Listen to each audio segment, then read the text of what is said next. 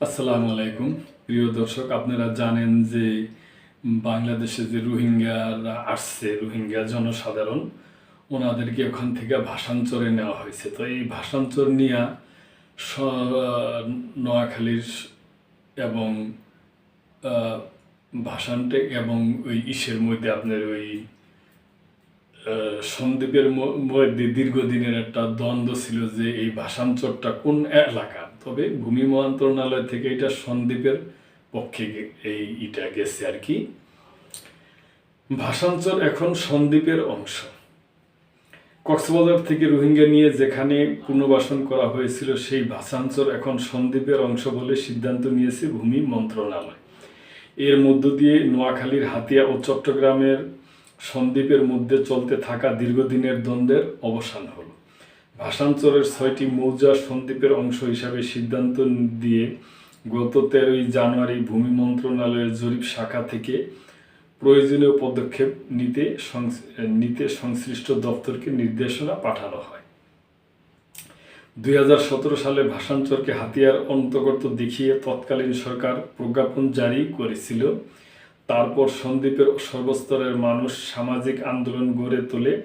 তারপর চট্টগ্রাম বিভাগীয় কমিশনারের কার্যালয়ে সন্দ্বীপ ও হাতিয়ার প্রতিনিধিদের নিয়ে কারিগরি কমিটির কয়েক দফা বৈঠক হয়।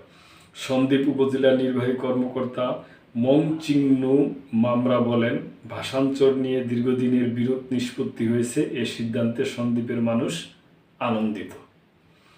ভূমি মন্ত্রণালয় সরজমিন পরিদর্শন করেন। ঐতিহাসিক দলিলের মূল্যায়ন ও স্যাটেলাইট ইমেজ বিশ্লেষণ করে দ্বীপটি 6টি মৌজা সন্দ্বীপের অন্তর্গত বলে প্রতিবেদন দেয় সীমানা বিরোধ নিরসনে বিভাগীয় কমিশনারের কার্যালয়ে গঠিত কারিগরি কমিটি।